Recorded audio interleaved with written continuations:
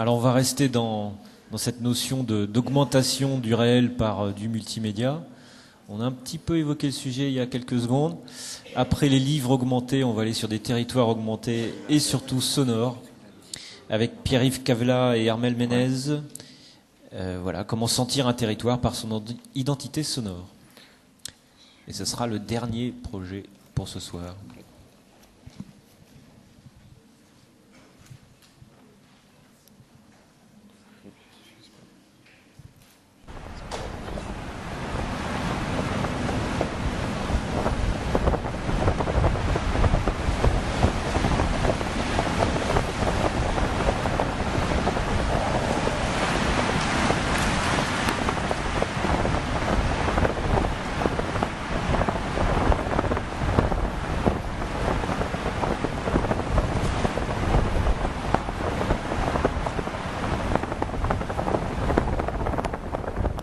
Territoire sonore. Bonsoir, merci de nous accueillir donc au Carrefour des Possibles. Nous allons vous présenter donc le projet Territoire sonore qui a été initié par une structure d'éducation à l'environnement qui se situe donc sur la presqu'île de Crozon, qui s'appelle la Maison des Minéraux. Et ce projet est porté par toute une joyeuse équipe de balado-créateurs donc qui impulse ce projet-là. Ce projet s'inscrit également donc sur le territoire du parc naturel régional d'Armorique et propose de découvrir un territoire, ici petit territoire du Cap de la Chèvre, en utilisant le média sonore. Sans plus attendre, on vous fait écouter 3 petits extraits de 20 secondes pour montrer la diversité des documents. C'était fréquent de voir les poules rentrer dans la pièce principale. Et les portes, alors quelque chose de très significatif sur le plan social, les portes étaient toujours ouvertes. C'était un affront que de fermer sa porte. On fermait sa porte vraiment que quand on partait, et encore on la fermait de façon sommaire, soit en la calant avec une pièce de bois, soit c'était pas fermé à clé, quoi. Alors, lorsque les jeunes ont connaissance de la spécialité, effectivement, c'est une des qualités, on peut dire, à avoir pour vivre en sémaphore et travailler en sémaphore, c'est aimer un peu l'autonomie et la solitude. Puisque la plupart des sémaphores sont quand même relativement éloignés, sont de toutes petites communautés également de personnes, donc il faut un caractère assez souple pour pouvoir supporter ses congénères pendant une semaine d'affilée dans la tempête. La station du sémaphore sur 11.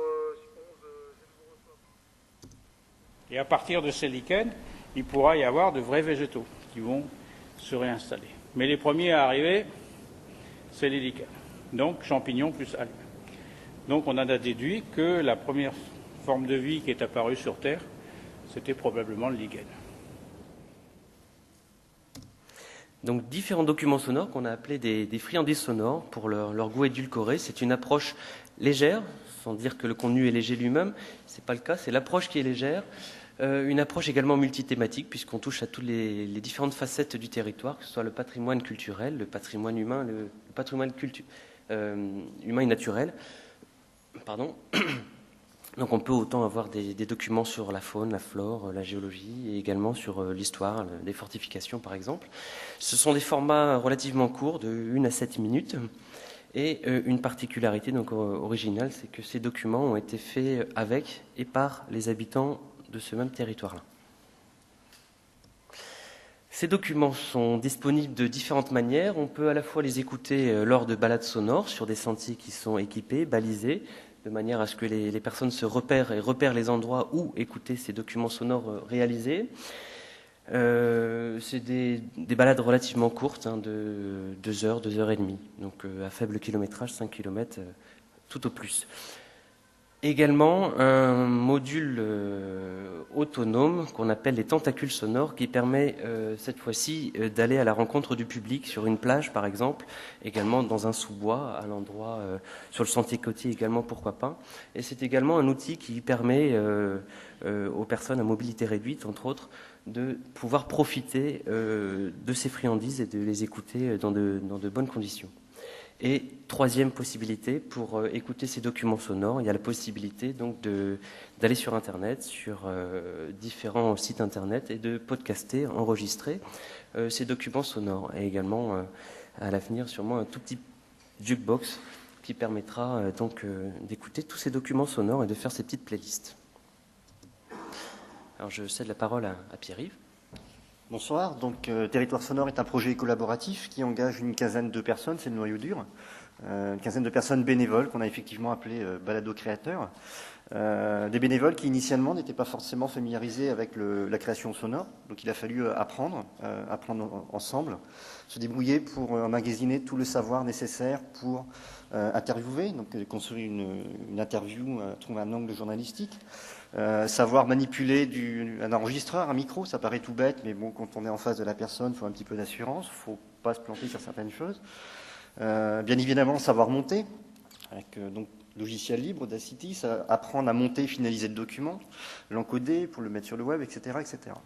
Donc ça, on l'a appris ensemble, on l'a appris avec un outil de type wiki. On a utilisé un wiki puisque les gens qui travaillent ensemble sont à distance.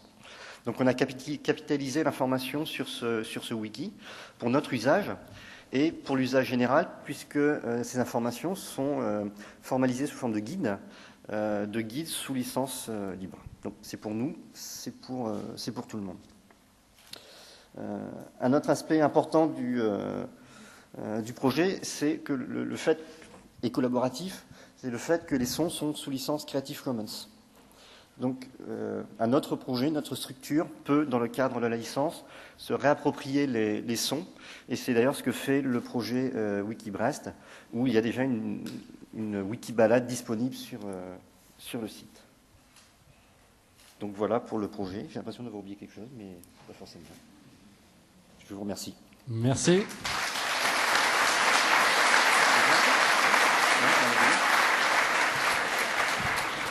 Alors ce projet est particulièrement élaboré. Que reste-t-il à faire à la fin ?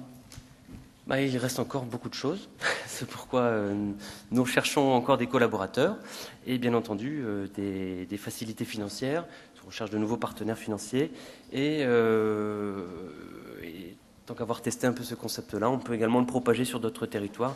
Donc inviter d'autres territoires à s'impliquer dans ce genre de démarche, puisque le territoire est riche et il gagne à être reconnu et reconnu également par les habitants.